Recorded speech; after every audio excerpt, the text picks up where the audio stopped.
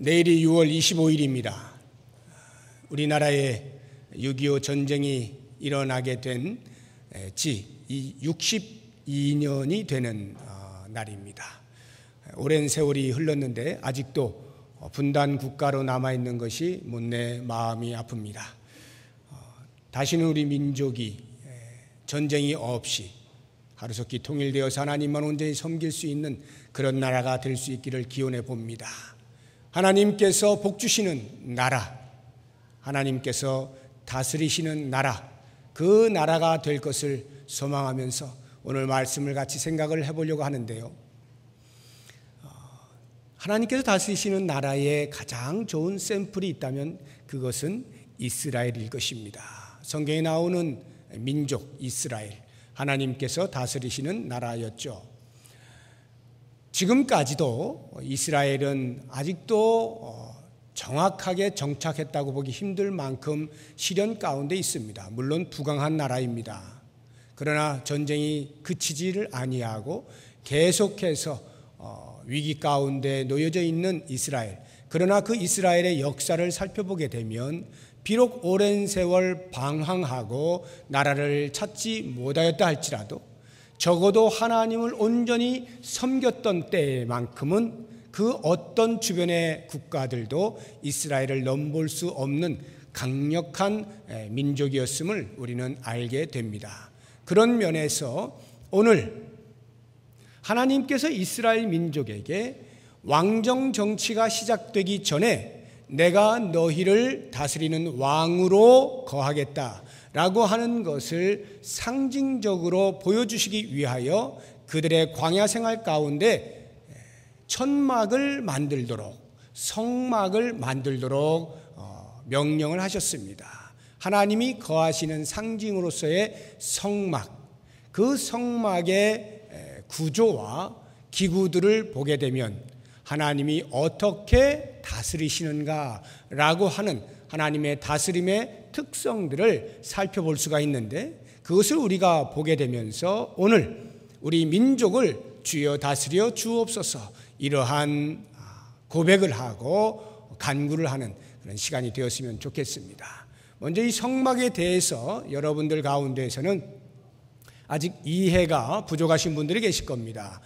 과연 광야에서 하나님을 섬길 때에 오고 갔던 그 성막은 어떠한 모양이었을까 하는 것을 제가 그림으로 먼저 잠깐 보여드리고 그 다음에 말씀을 드리도록 하겠습니다. 우리 방송실 준비되었으면 좀 보여주시기 바랍니다. 우리 음향하시는 분 이거 무선 마이크 좀 켜주세요.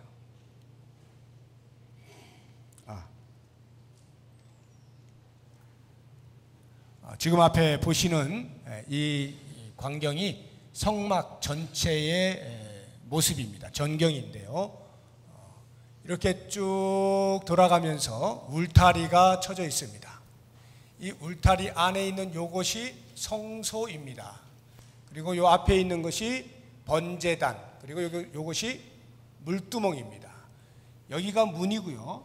이 문으로 들어가서 속죄 제사를 드릴 때, 희생 제사를 드릴 때 다 여기에서 드리는 것이고, 제사장들이 성소에 들어가기 전에 물두멍에서 손과 발을 씻습니다. 정결 예식입니다. 그리고 성소의 문입니다. 일로 들어가게 되면 이제 그 안이 나오는데요. 이 전체 크기가 얼마만한가 하면은 길이가 100규빗이고 이쪽으로가 50규빗입니다. 규빗이라고 하는 것은 우리 손에서 여기가 어디죠?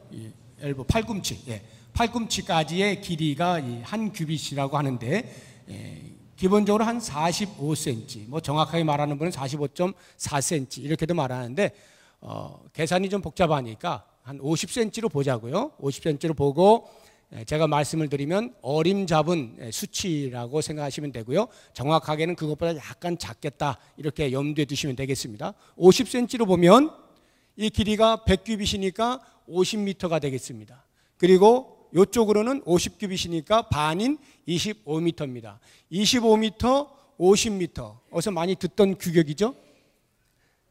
네, 수영, 국제 수영장 규격이 50m, 25m입니다. 여러분들이 그 TV에서 올림픽 같은 거 할 때 수영하는 거 보면 그 크기가 바로 이 크기하고 거의 유사하다 이렇게 보시면 되겠습니다. 그리고 요 안에 들어가 있는 이 성소가 높이가 10규빗이니까 5m, 그리고 이쪽으로 이걸 가로라고 해야 되나요? 가로로 역시 10규빗이니까 5m입니다. 그리고 이쪽 길이가 15m입니다. 30규빗 15m입니다. 그리고 이제 그 안에 있는 것은 제가 또 설명을 드릴게요. 그러니까 전체 크기가 5m와 15m, 높이가 5m 이렇게 되어 있습니다. 자, 그 다음 넘겨봐 주시기 바랍니다. 여기가 번제단, 아까 보신 번제단 물두멍이고요. 이제 요 칸에 있는 것이 성소 안에 들어갔을 때에 둘로 나누어져 있는데, 성소는 요 앞에 있는 곳이 성소, 이 안쪽에 있는 것을 성소 가운데서도 가장 거룩한 곳이다 해서 Holy of the Holy입니다. 지성소 이렇게 불려지는 곳인데요. 성소에 등대와 분향단과 떡상이 있고 지성소에 법궤가 있습니다. 그 다음 넘겨주시기 바랍니다. 넘겨주세요. 네. 자, 이것이 이제 성소 전체 크기인데요. 아까 제가 말씀드렸죠. 여기가 5m, 높이가 5m, 이 길이가 15m인데요. 나누어져 있는 이곳에서 여기가 지성소, 이쪽이 성소입니다. 지성소의 크기가 3분의 1입니다. 15m의 3분의 1이니까 5m, 즉 5m, 5m, 높이 5m 정방형의 모습을 갖춘 것이 지성소고요. 이 성소는 5m, 10m, 높이가 5m입니다. 정확하게 지성소의 2배가 되겠습니다. 여기를 보시면은 떡상이, 이쪽이 문이고요. 이렇게 들어오는 겁니다. 문에 들어오면 오른쪽으로 떡상이 있고 왼쪽으로 등잔대가 있고 앞에 정면에 향로가 있습니다. 그리고 휘장을 거두고 들어가게 되면 지성소 안에 법궤, 언약궤와 그 위를 덮고 있는 속죄소가 있습니다. 넘겨주시기 바랍니다. 구체적으로 보시게 되면 이것이 떡상입니다. 이것이 떡상이고요. 이 떡상에는 12개의 떡, 빵이 놓여져 있습니다. 이 12개의 빵은 이스라엘의 12지파, 야곱의 12아들을 이름을 따서 12지파가 생겨났죠. 그것이 나중에 이제 민족을 이루게 되는 것인데, 그 12지파의 각 지파를 대표하여서 하나씩 만들어 전체 12개인데 6개씩 쌓아 올려서 두 줄로 12개입니다. 그리고 이 떡은 누룩을 넣지 않습니다. 누룩이라고 하는 것은 그 효모, 이스트, 그것을 넣죠. 그러니까 부풀리지 않고 그대로 그냥 굽는 것입니다. 그 다음 넘겨주십시오. 이것이 맞은편에 있는 등잔대입니다. 등잔대는 보시게 되면 가운데 줄기를 중심으로 해서 양쪽으로 3개씩 가지가 나 있습니다. 그리고 여기를 보시게 되면 이것이 잔입니다. 잔.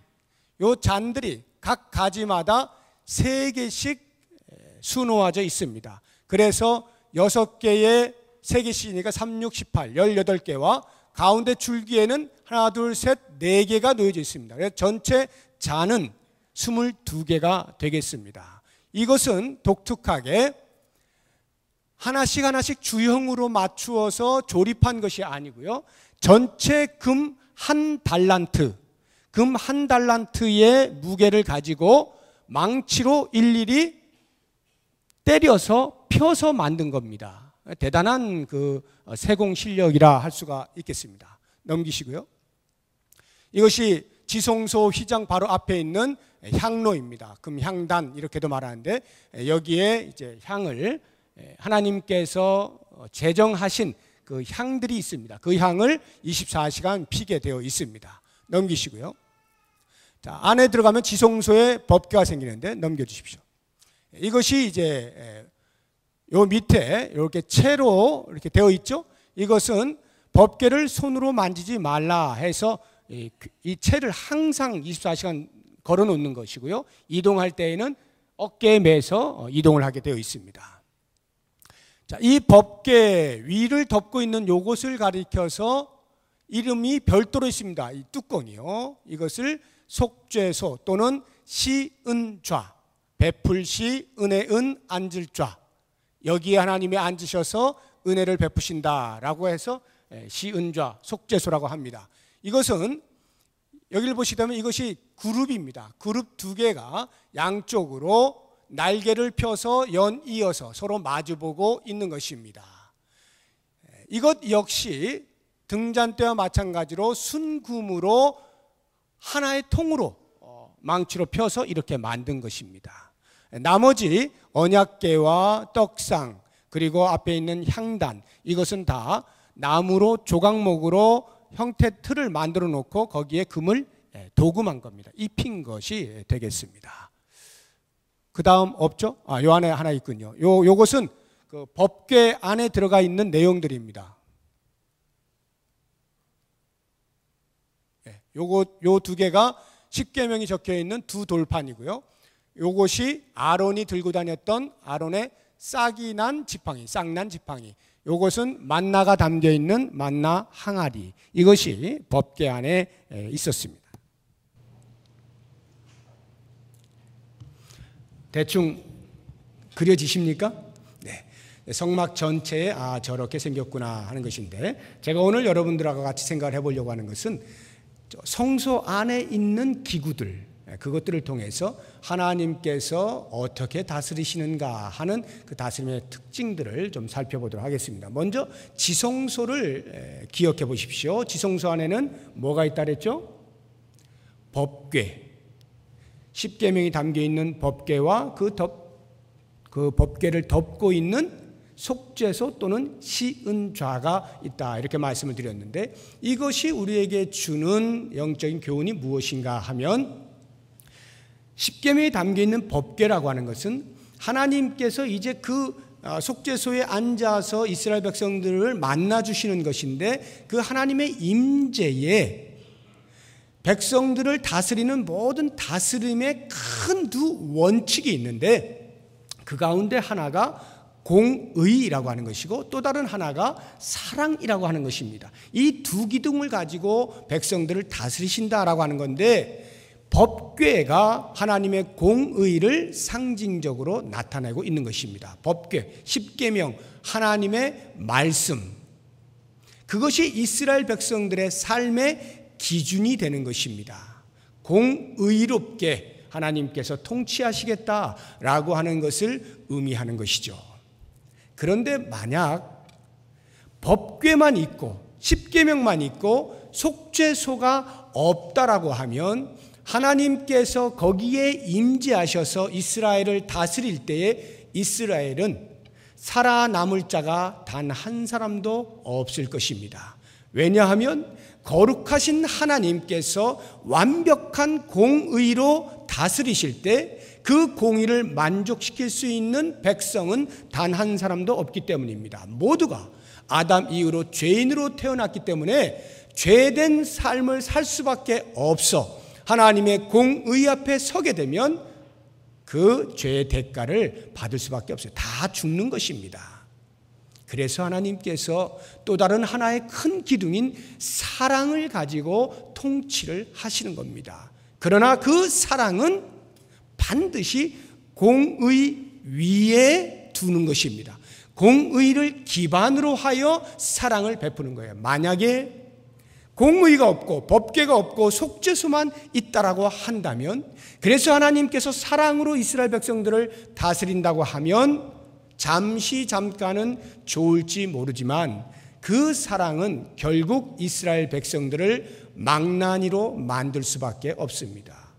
법이 없으니까, 삶의 기준이 없으니까, 공의가 없으니까 자기 멋대로 살고 그것을 하나님의 사랑으로 다 감쌈을 받게 되니까 망나니가 될 수밖에 없겠죠. 그래서 우리 하나님께서는 임재하셔서 이스라엘 백성들을 다스릴 때 이 공의와 사랑으로 다스리겠다라고 하는 것을 법궤와 법궤 위에 있는 속죄소를 통하여 우리에게 보여주시고 계시는 것입니다. 이 속죄소라고 하는 말의 의미는요, 인간들이 죄를 지어서 거룩 앞에 나올 수 없잖아요. 그런데 그 거룩을 위하여 죄인된 죄를 사해 주시는 어떤 행위들을 하시겠다라고 하는 것인데, 그것이 바로 제사입니다. 구약 시대에. 그래서 앞에 우리가 본 것처럼 번제단이 있었잖아요. 거기서 제사를 드려서 제물을 양이나 염소나 소를 드려서 거기에 인간의 죄를 전가시키는 겁니다. 그리고는 그 동물들 다 죽여요. 그러면 인간들이 죄를 사함 받는다고 일시적으로, 상징적으로, 임시적으로 그렇게 사하게 되어지는 것이죠. 이러한 방법을 통해서 하나님께서 인간들을 일시적으로 거룩하게 만들어 만나 주시고 하나님의 다스림 속에 있게 만드시는 이 사랑, 그래서 그것을 속죄소라 이렇게 부르는 것입니다. 자, 하나님의 두 기둥인 공의와 사랑을 가지고 다스린다라고 할 때 이제 좀 더 구체적으로 그러면 또 어떠한 특성들 가지고 있는가라고 하는 것을 성소에 놓여져 있는 세 개의 기구들의 의미들을, 그 상징들을 살펴보면서 같이 생각해 보도록 하겠습니다. 가장 먼저 성소에서 들어가면 오른쪽에 있는 떡상입니다. 떡상은 말씀드린 것처럼 12개의 떡을 두 줄로 6개씩 올려놨다 했는데 이것을 성경에서는 진설병이라고 말을 합니다. 진설하다, 항상 베풀어 놓는다, 상설해 놓는 것입니다. 그래서 내내 거기에 두는데 그러면 썩잖아요. 일정 기간이 지나면. 물론 누룩이 들어가지 않았기 때문에 오랜 기간 보관할 수는 있습니다만 그래도 시간이 지나면 썩을 수밖에 없어요. 그것을 그렇게 썩은 채로 놔둘 수는 없기 때문에 하나님께서 명령하시기를 일주일에 한 번씩 새 것으로 바꾸게 하셨습니다. 일주일 동안 있다가 안식일이 되면 새 것으로 바꿉니다. 그러면 옛 것은 어떻게 하느냐? 그 자리에서 제사장들이 먹습니다. 이 말의 의미가 무엇인가 하면 떡상이 주는 의미는 첫째가 하나님께서 우리의 먹을 것을 공급하신다 이 말이에요. 하나님께서 우리의 일용할 양식을 책임지신다. 이것을 상징적으로 보여주는 것이 떡상인 것입니다. 그렇기 때문에 만약 하나님께서 이스라엘뿐만 아니라 우리 민족을 다스려 주시기를 간절히 소망한다면 적어도 성도된 우리들의 마음 가운데에는 하나님께서 우리 민족을 먹여 살리신다 라고 하는 확신이 있어야 됩니다. 하나님이 다스리는 나라를 하나님께서 굶겨 죽이시지 않아요.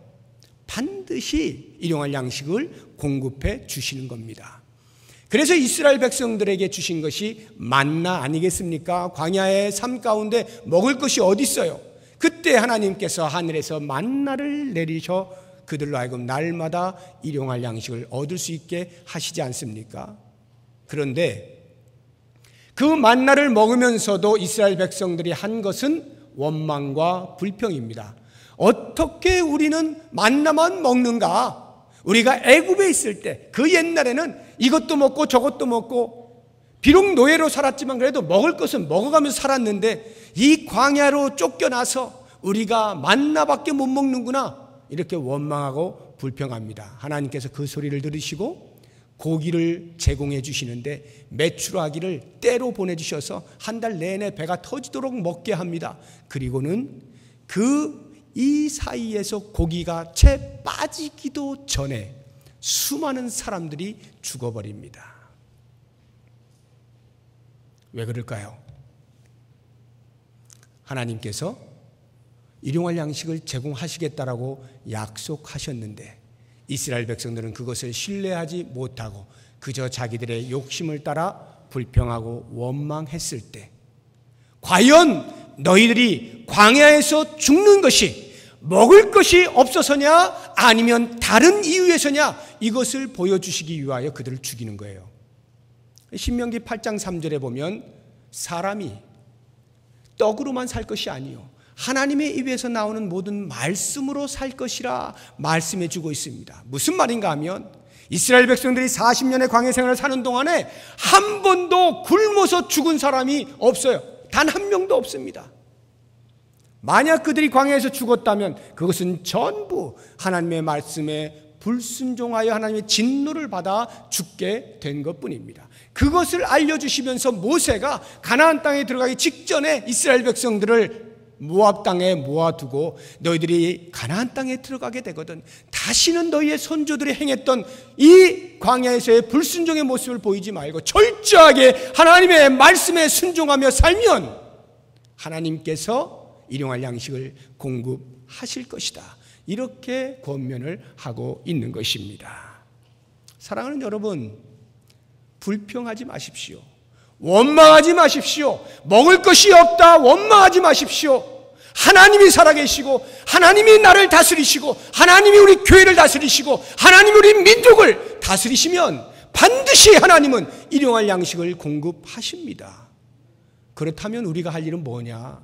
원망과 불평 대신에 부지런히 일하는 거예요. 부지런히 일하는 거예요. 하나님이 먹여 살리신다는 것을 이렇게 오해하시면 안 됩니다. 가만히 앉아 있으면, 하늘을 바라보고 입을 벌리고 있으면 하나님이 하늘에서 만나를 입 안으로 쏙쏙쏙쏙 집어넣어 주신다, 이렇게 착각하시면 안 돼요. 그들이 어떻게 만나를 얻었습니까? 매일 새벽, 일주일에 한 번이 아니에요. 매일 새벽마다 그 불편한 광야에서의 잠자리를 뒤로하고 일어나야 됩니다. 그리고는 하늘로부터 내려온 그 만나가 땅에 동그랗게 이렇게 널려 있을 때 그것을 하루치를 긁어 모으는 것입니다. 이것을 매일 40년 동안 했어요. 매일 하지 않으면 굶어 죽어요. 하나님께서 일용할 양식을 주실 때 우리의 손을 통하여 주시는 겁니다. 일하지 않으면 하나님이 주셨어도 입 안으로 들어오지가 않는 거예요. 그런 면에서 저는 우리 민족이 참 대단하다는 생각을 합니다. 뭐 여러 가지로 안 좋은 것들도 많이 있습니다만, 저도 역시 이 새마을 운동하던 그 세대인데 기억나시죠? 아침마다 새마을 운동 그 노래가 막 들리면서 얼마나 부지런히 일을 했습니까?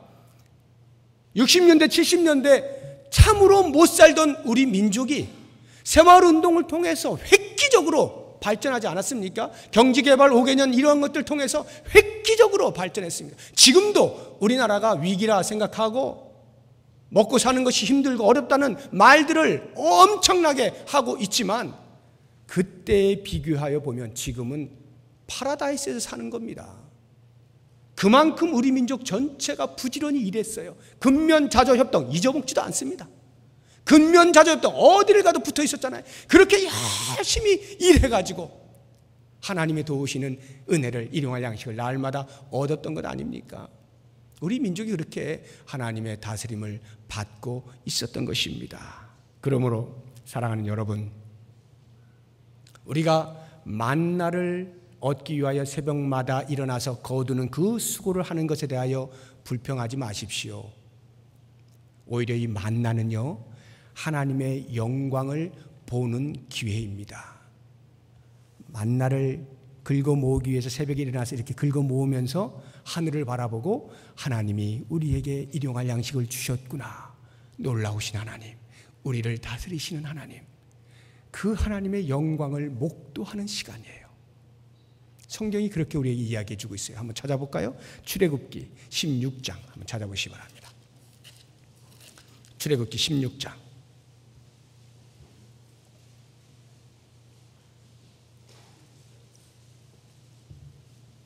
7절입니다.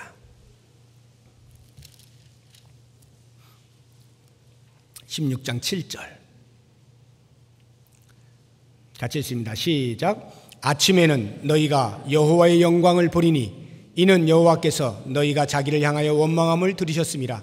우리가 누구이기에 너희가 우리에게 대하여 원망하느냐. 떡 안 주고 만나만 준다고 원망하는 이스라엘 백성들에게 모세가 지적하는 것입니다. 너희가 만나를 먹는 것은, 그래서 그 아침마다 만나를 얻기 위하여 새벽마다 나가는 것은 하나님의 영광을 보는 것이다. 우리 민족에게 일용할 양식을 베푸시는 하나님의 놀라운 자비를 보는 시간이다. 얼마나 멋진 말입니까? 우리가 열심히 일을 해서 일용할 양식을 얻을 때 우리는 뭐라고 말을 해야 되는 겁니까? 내가 열심히 일해서 내가 먹고 산다, 이렇게 말하라고 하는 것이 아니에요. 하나님이 주셨다. 하나님의 영광을 보는 시간이라고요. 우리가 열심히 일해가지고 먹을 것이 생겼을 때 이것을 하나님이 주셨다, 이렇게 고백하는 것, 여기에 하나님의 다스림이 있다라고 하는 것입니다. 이 떡상이 주는 의미 두 번째가, 하나님 편에서 볼 때는 하나님께서 우리에게 일용할 양식을 베푸시는 것이지만 우리의 입장에서 볼 때는 하나님께 대하여 우리의 헌신을 표현하는 것입니다. 우리의 헌신을 표현하는 거예요. 아까 말씀드렸죠? 떡이 12덩이인 이유는 12지파를 대표하여 모든 백성들이 하나님 앞에 제가 여기 있습니다, 저를 받으십시오라고 하는 의미인 것입니다. 그 12개의 떡이 올라가 있으면서 하나님이 임재하신 그 자리에서 우리의 헌신을 받아주십시오라고 하는 것인데, 하나님의 나라에서 하나님께서 다스리실 때는 그 백성들이 하나님의 영광을 위하여 자기의 온몸을 던지는 것을 원하시는 겁니다. 그러면 하나님께서 먹을 것을 주시는 거예요. 염려하지 말라는 것이죠. 우리가 할 일은 하나님께 향하여 헌신하는 거예요. 그러면 어떻게 헌신하느냐? 12지파 전체가 다 올려진 것 같이 우리 민족 전체가 하나님 앞에, 하나님 우리 여기 있습니다, 저를 받으십시오, 저를 사용하십시오, 힘을 다하여 드리는 헌신입니다. 뿐만 아니라 할 수 없이 억지로 코 껴가지고 겨우겨우 끌려가듯이 그렇게 헌신하는 것이 아니라 기꺼움과 즐거움으로 하나님 앞에 제가 여기 있습니다, 주님 저를 사용하여 주십시오, 자원하여 드리는 헌신입니다. 뿐만 아니라 하나님이 우리를 사랑하셨으니 저도 하나님 사랑합니다. 사랑의 헌신이고, 나아가서 하나님께서 우리에게 구원을 베푸신 그 은혜가 너무도 크고 놀라워 주님 고맙습니다, 감사의 헌신을 하는 거예요. 이와 같은 헌신적인 삶을 살게 될 때 하나님께서 과연 그 백성들을 어떻게 다스리는지 우리는 경험할 수가 있게 되는 것입니다. 이와 같은 떡상이 갖는 의미에 비하여 그 반대쪽에 있는 등잔대가 갖는 의미들을 한번 생각해 보겠습니다. 등잔대에도 의미가 두 가지가 있는데, 하나는 당연히 거기에 불을 붙여 어두운 것을 환히 비추는 것이니까 이 어두운 세상에 빛을 비추신다는 것입니다. 하나님께서 우리를 다스린다라고 하는 것은 후미진 곳, 어두운 곳을 밝히 비추신다. 다시 말하면 우리를 인도하시고 우리를 옳은 길로 계몽해 가신다, 이런 의미를 갖고 있는 것입니다. 이 등잔대에는요, 그들이 번제를 아침에 한 번, 저녁에 한 번, 매일 그렇게 두 번 드렸거든요. 그걸 상번제라고 하는데, 저녁 번제를 드릴 때에 등잔대에 불을 붙입니다. 그리고 아침에 다시 번제를 드릴 때에 그 등잔대의 심지를 정리를 합니다. 이렇게 매일 반복하여 등잔대에 불을 비추는 것입니다. 그러면 그 성소는요, 캄캄하거든요. 빛이 전혀 없어요. 아까 제가 설명을 안 드렸는데 그 성소 위에 이렇게 덮개가 있었죠? 그 덮개가 4겹으로 되어 있는 거예요. 밖에서 전혀 아무것도 들어오지 못합니다. 철저하게 하나님의 거룩을 보호하겠다, 이런 뜻인데, 그러다 보니 등잔대 불이 켜져 있지 않으면 성소는 암흑이에요. 그래서 이 등잔대가 항상 불이 켜져 있고 성소를 밝히 비추어 주는 것입니다. 그런데 놀라운 것은요, 등잔대를 제가 아까 어떻게 만들었다 그랬어요? 금 1달란트 통을 망치로 때려서 일일이 그것을 다 느리고 피고 이렇게 만지고 공예를 해가지고 세공을 통해서 그와 같은 모습을 만들어낸 거거든요. 줄기와 연이어 있는 가지들이 따로따로 되어 있는 것을 붙여놓은 게 아니라 하나에서 쭉쭉 다 만들어 놓았다, 이 말이에요. 이 말의 의미는 이 세상의 참빛은 예수 그리스도이신데 세상이 알지 못하였죠? 그 빛 대신 예수 그리스도께서 우리들에게 무엇라 말씀하시냐면, 요한복음 12장에 보게 되면은 아직도 너희가 이 세상에 빛이 있을 때 그 빛을 믿어라, 당신을 가리켜서 말씀하시는 거예요. 빛이 이 세상에 있을 때 그 빛을 믿어라, 그러면 너희가 빛의 아들들이 될 것이다, 이렇게 말씀을 해주시거든요. 그러면 우리가 예수 그리스도를 믿어, 참빛 대신 예수 그리스도를 믿어 빛의 아들이 되었다는 것이고, 마태복음 5장 14절에 보면 너희는 세상의 빛이라고 말씀하셨으니 우리가 빛으로서 살아가는데 그리스도와 한 몸된 연합된 삶으로 마치 이 등잔대가 하나에서 전체가 뻗어져 나온 것처럼 우리가 그리스도와 온전한 연합을 통해서 그리스도의 빛을 우리가 그대로 반사하며 사는 것, 이것이 바로 너희는 세상의 빛이라 말씀하는 거예요. 그리고는 마태복음 5장 16절에 말씀하기를 이같이 너희 빛이 세상에 비치게 하여 그들로 너희의 착한 행실을 보고 하늘에 계신 하나님 아버지께 영광을 돌리게 하라. 빛의 모습이 뭐냐? 착한 행실이다 이 말이에요. 우리의 착한 행실, 그것이 빛으로 사는 삶이라는 거예요. 이 땅의 구석진 곳, 후미진 곳, 어둠이 깔려있는 곳, 그러한 곳곳에 성도들이 나아가 삶 속에서 빛으로 살아내는 것입니다. 착한 행실이 무엇인가를 드러내는 것입니다. 착한 행실은 너무도 많이 있기 때문에 제가 일일이 다 말을 할 수가 없어요. 온유하게 사는 것, 절제하며 사는 것, 인내하며 사는 것, 너무너무 많습니다. 그 모든 착한 행실들을 통하여 빛으로 살아가게 될 때 하나님께서 우리 민족을 다스리는구나 하는 것을 모두가 알게 되어지는 것이고, 그렇게 하나님이 다스리시게 되면 그 빛으로 말미암아 어둠이 물러가고 쫓겨날 수밖에 없죠. 밝은 세상이 올 수밖에 없는 것입니다. 이 등잔대가 갖는 또 다른 하나의 의미는요, 보호하시고 지키신다라고 하는 의미를 가지고 있어요. 돌보시는 것, 보호하시는 것. 어떻게 이러한 것이 나오는가 하면, 그 잔을 제가 말씀드렸죠. 한 가지당 3개의 잔들이 수놓아져 있는데 총 22개의 잔은요 전부 모양이 살구꽃 모양을 하고 있습니다. 살구꽃 모양. 우리가 읽지는 않았습니다만 출애굽기 37장에 보면 끝까지 보면 쭉 이렇게 다 나와 있어요.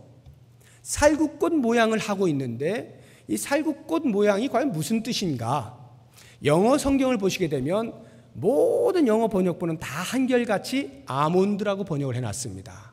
그러니까 이 살구는 정확하게 영어로는 아프리컷이거든요. 애프리컷인데, 그러니까 이 아몬드로 해놓은 걸로 봐서는 이 아몬드가 더 정확한 것 같아요. 원어상으로.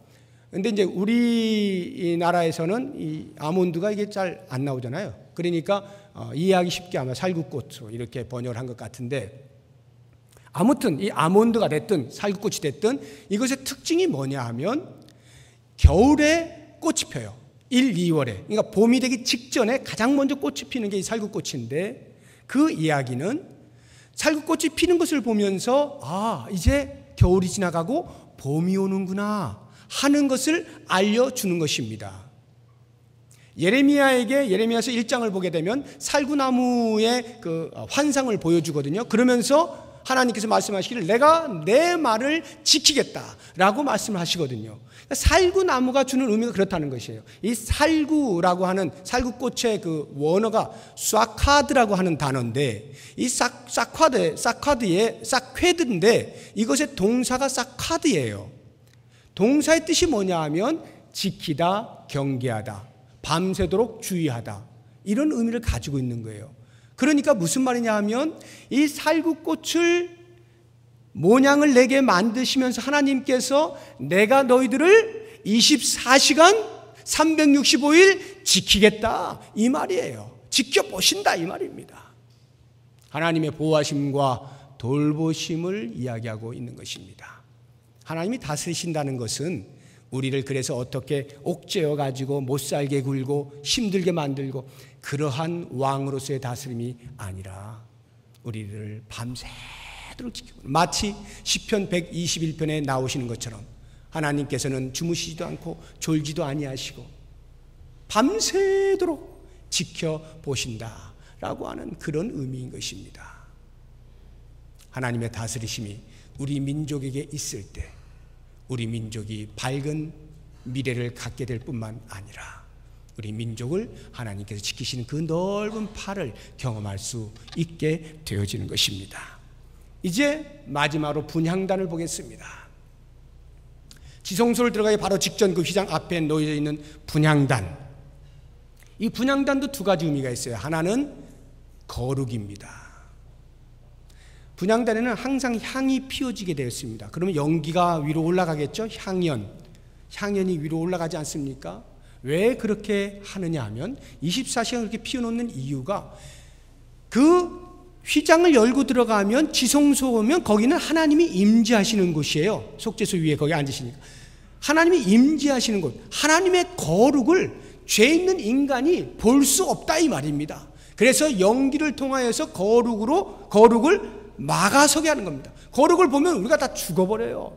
그러니까 그걸 막는 것입니다. 하나님의 거룩을 드러내는 거예요.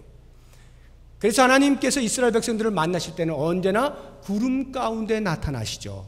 성경을 보시면은 언제나 구름 가운데 나타나서 모세가 하나님을 만날 때도 그 산이 구름으로 빽빽하게 덮이지 않습니까? 하나님의 거룩을 보호한다 이런 말인데요. 이 거룩보다 더 중요한 것이 성경에 명백하게 나와 있는 것이 이 향은 성도들의 기도라 이렇게 표현을 해놓고 있습니다. 성도들의 기도라고 표현해 놓은 곳을 제가 몇 군데 같이 한번 찾아보면서 증명을 해보도록 하겠습니다. 시편 141편 2절 이것은 제가 읽어드리겠습니다. 나의 기도가 주의 앞에 분향함과 같이 되며 나의 기도가 주의 앞에 분향함과 같이 되며 기도를 그 향에 비유하는 거예요. 향이 기도다 이런 말이죠. 좀 더 정확한 곳을 같이 찾아봅니다. 신약성경 제일 끝에 있는 책 요한계시록 5장을 보시기 바랍니다. 요한계시록 5장 8절입니다.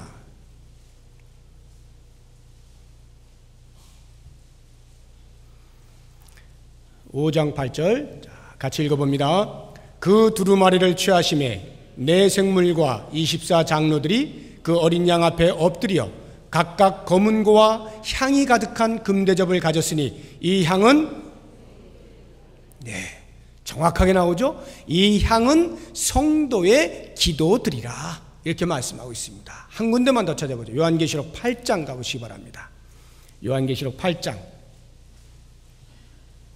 3절 4절입니다. 3절 4절 같이 읽습니다.